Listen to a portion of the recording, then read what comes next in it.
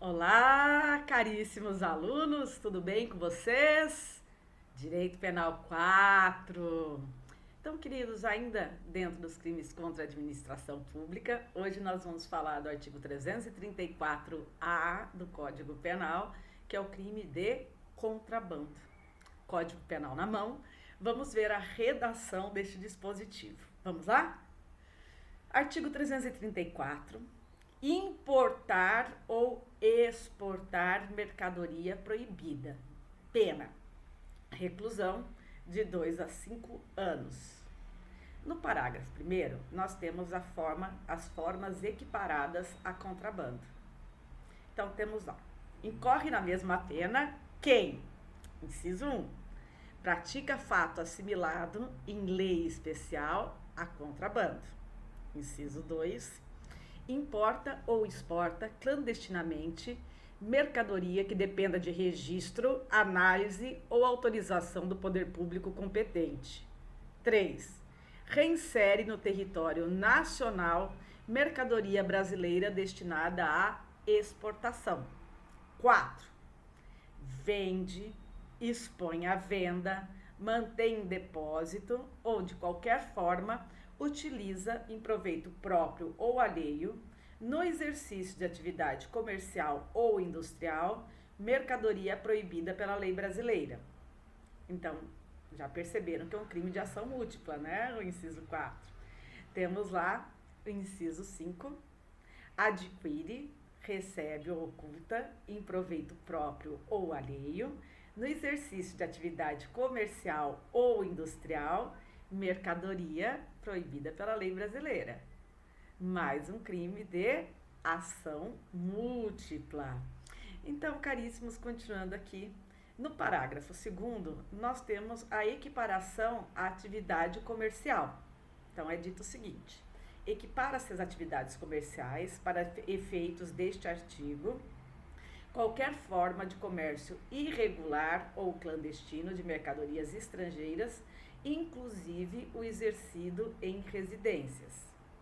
No parágrafo 3º, nós temos uma causa de aumento de pena. A pena aplica-se em dobro se o crime de contrabando é praticado em transporte aéreo, marítimo ou fluvial. Então vamos lá, começamos com a objetividade jurídica. Então, o que é tutelado aqui é a administração pública, caríssimos, e também a saúde, a moral, a ordem pública, porque o que vai ser importado ou exportado são objetos proibidos, certo? São bens materiais cuja importação ou exportação não é permitida pela lei. Ação nuclear. Nós temos lá no caput do artigo importar e exportar. No caso, mercadoria proibida, que é o objeto material deste delito. Então, queridos, importar e exportar refere-se à entrada ou saída de mercadorias do território nacional. Já como objeto material, vamos frisar que a mercadoria proibida, ou seja, aqueles bens móveis cujo comércio é proibida pela nossa legislação. Então, este é o objeto material do delito capitulado no artigo 334 do Código Penal. É uma norma penal em branco. O artigo 334-A é uma norma penal em branco. Por quê? Porque nós vamos ter que nos remeter a outras leis, a outras normas para verificação do que é mercadoria proibida e do que não é mercadoria proibida. Ó, essas mercadorias, elas não precisam necessariamente ser estrangeiras. O que precisa ser é de procedência estrangeira. Então, vamos supor, pode ser uma mercadoria brasileira que foi exportada, mas cujo o reingresso no território nacional é vedado. Então, a reintrodução dessas mercadorias no território nacional é considerado como contrabando. Então, cuidado, não é uma mercadoria estrangeira, tão somente objeto material deste delito, mas as mercadorias de procedência estrangeira. Ó, outro cuidado que nós temos que ter é em relação como se dá essa entrada, quando a gente está falando em importar, como se dá essa entrada, ou quando estivermos falando em exportar, como se dá a saída dessa mercadoria do território nacional. Normalmente é feita por vias não oficiais, né? Através de um trajeto não oficial, mas nada impede que este delito seja cometido através da passagem pela fiscalização alfandegária, ou seja, pela aduana. Então, a partir do momento que esse indivíduo entra ou sai com essa mercadoria, mesmo pelas vias legais, mesmo pelas vias normais, melhor dizendo, passando pela fiscalização alfandegária, e essa fiscalização não verifica o cometimento do crime de contrabando, certo? Ou o seu agente é preso em flagrante, o crime se configura da mesma forma. Então, não há necessidade de que o contrabando seja praticado só por rotas não oficiais, sem passar pela fiscalização alfandegária. Tranquilo até aqui? Então, vamos ver aqui uns exemplos que estão no material dos senhores. Então, por exemplo, indivíduo que está transportando artefatos explosivos em um avião, ele vem aqui da Bolívia, entra em território nacional, em território brasileiro, pousa no Brasil, em uma pista de pouso, né, clandestina.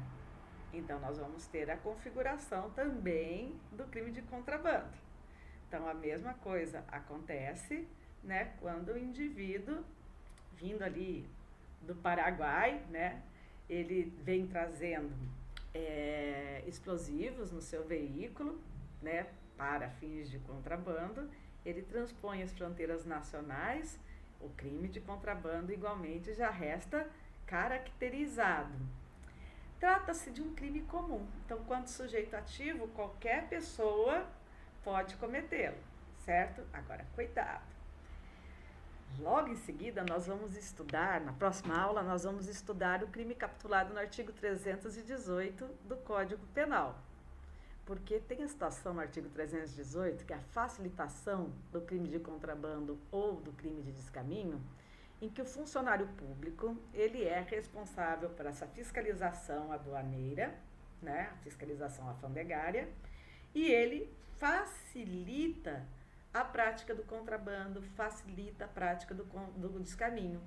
Então, esse funcionário público competente, consciente de que se trata de um crime de contrabando, que se trata de um crime de descaminho, se ele facilitar, né, a entrada ou a saída dessas mercadorias proibidas ou sem o pagamento do imposto devido, neste último caso, no caso do descaminho, ele não será responsabilizado por esses delitos, ele será responsabilizado pelo artigo 318 do Código Penal, que é o crime de facilitação ao contrabando ou descaminho. Agora, senhores, se esse funcionário público ele não for competente para fiscalização alfandegária, né, mas é funcionário público e ele, de alguma forma, auxiliar ao crime de contrabando, ele vai ser partícipe desse delito. Então, a diferença entre ser responsabilizado pelo artigo 318 ou pelo artigo 334 é a existência do dever funcional, certo? Inerente à função, né? Que é a base, né, do artigo 318. Tem dever funcional? Não fiscalizou dolosamente? Então, é 318 do Código Penal. E, continuando aqui com a nossa análise, nós temos que, como vítima, como sujeito passivo, surge o Estado.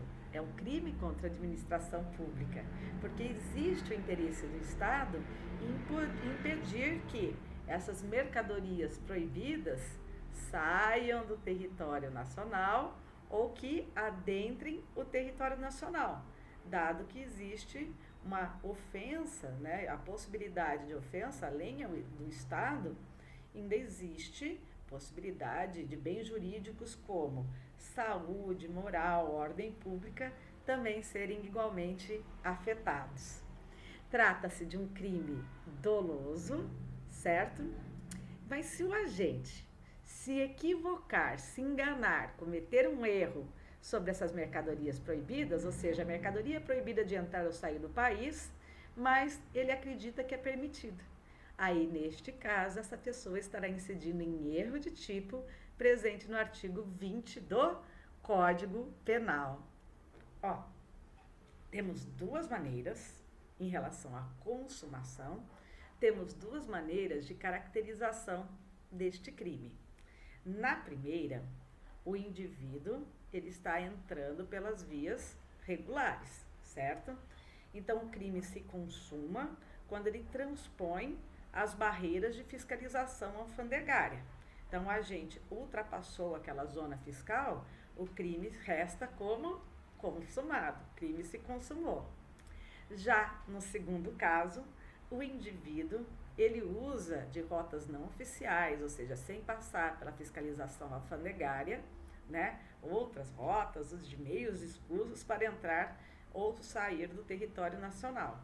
A partir do momento em que essa mercadoria entra ou essa mercadoria deixa o território nacional, o crime está configurado, o crime está consumado. Com a transposição das barreiras, né, das fronteiras, o crime se consuma. Bom, mas muito cuidado, porque este contrabando, ele pode ser realizado, por exemplo, através de um barco, através de um navio, através de um avião. E neste caso, o crime se consuma no momento em que, por exemplo, estes meios de transporte ingressam no território nacional. Mas no caso das aeronaves, exige o pouso em território nacional. Já quando se fala em navio, barcos, etc., exige o atracamento desta embarcação em território nacional, certo? Então, se, por exemplo, o avião estiver apenas sobrevoando o território nacional, indo para um outro país, não ocorre o delito em questão, certo? Avião tem que pousar e embarcação tem que atracar em território nacional. Tentativa. Quando se configura com a tentativa? A gente tem que pensar que a tentativa sempre está ligada à não consumação por circunstâncias alheias à vontade do agente. Então, quando a conduta do agente é interrompida por circunstâncias alheias à sua vontade, durante a entrada ou saída dessa mercadoria proibida, o crime ele restará como consumado. Vamos ver as formas pelas quais esse delito se apresenta? A forma simples está prevista no caput do artigo. Já no parágrafo 1º, nós temos as formas equiparadas. Então, vamos lá. No inciso 1, fala que é forma equiparada quando o agente pratica fato, né, assimilado. Pratica fato assimilado em lei, pratica fato assimilado a contrabando previsto em lei especial. Então, trata-se aqui de uma norma penal em branco, como ocorre lá, né, por exemplo, com o decreto 288 de 1967, que trata, né, do contrabando, equiparação a contrabando, a saída de mercadorias da Zona Franca sem a devida autorização expedida pelas autoridades competentes. Então, é um exemplo aqui do inciso 1. No inciso 2, nós temos importa ou exporta, olha, duas ações nucleares, clandestinamente, mercadoria que dependa de registro, análise ou autorização de órgão público competente. Então, o indivíduo ele se vale dessa clandestinidade, ou seja, de praticar, né, a conduta ao arrepio da lei, importando ou exportando mercadorias que precisam de uma devida autorização, devido registro, uma devida análise da autoridade competente para que essa conduta possa ser realizada. Como exemplo, nós temos a importação ou exportação de produtos medicamentosos sem o devido registro na Agência Nacional de Saúde Suplementar. No inciso 3, nós temos: reinsere no território nacional mercadoria brasileira destinada à exportação. Lembra como nós falamos que a mercadoria não precisa ser necessariamente uma mercadoria estrangeira? Basta que ela tenha procedência estrangeira? É a hipótese do inciso 3 aqui do parágrafo 1º. No inciso 4, nós temos várias ações nucleares. Vamos lá? Vende, expõe à venda, mantém em depósito ou de qualquer forma utiliza em proveito próprio ou alheio, no exercício de atividade comercial ou industrial. Olha, crime próprio, exige uma qualidade especial do sujeito ativo. Mercadoria proibida pela lei brasileira. Então, gente, nós temos várias condutas típicas aqui no inciso 4. Então, a primeira parte do dispositivo são direcionadas àquelas condutas que o agente vende, expõe à venda, mantém em depósito ou de qualquer forma utiliza em proveito próprio ou alheio, no exercício de atividade comercial ou industrial, mercadoria de procedência estrangeira que introduziu clandestinamente no país ou importou fraudulentamente. Então, neste caso, o próprio comerciante, por exemplo, o próprio industrial, é quem fez a introdução dessa mercadoria no território nacional, certo? Então, queridos, nós temos, o próprio sujeito ativo desse inciso 4, primeira parte, que introduz essa mercadoria de forma irregular, certo? Então, fiquem bem atentos. E vamos frisar que essa pessoa deve estar no exercício de atividade comercial ou industrial. Se não foi o próprio indivíduo que ostenta essa qualidade de ser comerciante ou praticar atividades industriais que introduziu essa mercadoria no país, ele não vai ser responsabilizado nos termos do inciso 4. Aí a conduta dele se desloca para o caput do artigo, porque o inciso 4 exige que quem pratica as ações nucleares previstas neste inciso seja o agente que faz essa introdução de mercadorias de forma irregular dentro do território nacional. Na segunda parte do inciso 4, nós temos a seguinte conduta: vende, expõe à venda, mantém em depósito ou de qualquer forma utiliza em proveito próprio ou alheio, no exercício comercial ou industrial, mercadoria proibida pela lei brasileira. Então, aqui a diferença dessa segunda parte é que o indivíduo que pratica essa atividade comercial ou industrial não é a pessoa que trouxe essa mercadoria de uma forma irregular, de uma forma ao arrepio da lei. Mas, de qualquer forma, ele vende, ele expõe à venda, ele mantém em depósito ou utiliza em proveito próprio ou alheio essa mercadoria de procedência irregular, essa mercadoria proibida dentro do território nacional, certo? Porque a gente está tratando de mercadoria cuja entrada ou entrada ou saída não é permitida, ok? Então, queridos, mas o agente aqui, ele deve saber, sabe? Ele tem que saber. Então, essa conduta é punida também a título de dolo. Ele tem que ter plena consciência. Ele sabe. Bom, vamos lá, Aqui, nesta segunda parte, é uma espécie de receptação, certo? Mais fácil o princípio da especialidade, a gente esquece lá a receptação do artigo 180 do Código Penal e utilizamos essa segunda parte do artigo 334-A, inciso 4. Mas, voltando, a gente tem que agir com dolo direto, Aqui não basta o chamado dolo eventual, tá? Bom, e se o agente, né, praticar essas condutas fora da atividade comercial ou industrial? Aí a tipificação se desloca para o artigo 180 do Código Penal. No inciso 5, nós temos a seguinte redação: adquire, recebe ou oculta em proveito próprio ou alheio no exercício de atividade comercial ou industrial, mercadoria proibida pela lei brasileira. Então, também aqui é uma conduta similar ao crime de receptação, mais especificamente ao parágrafo 1º do artigo 180 do Código Penal.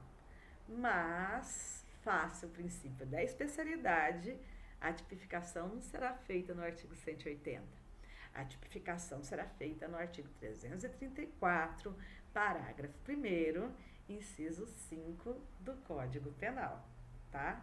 Mas reforçamos, aqui o agente, ele deve atuar com dolo direto, ele sabe.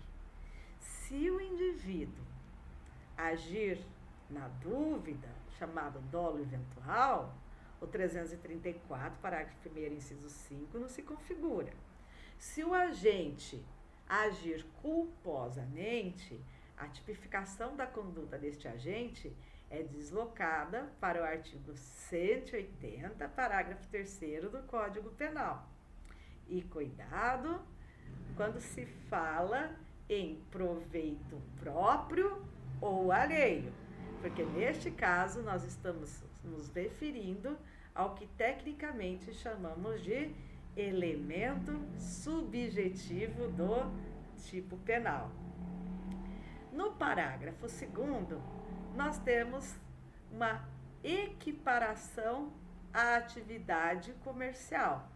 Então, parágrafo 2º, vamos recordar a redação, diz o seguinte: equipara-se as atividades comerciais para efeitos deste artigo qualquer forma de comércio irregular ou clandestino de mercadorias estrangeiras, inclusive o exercido em residências.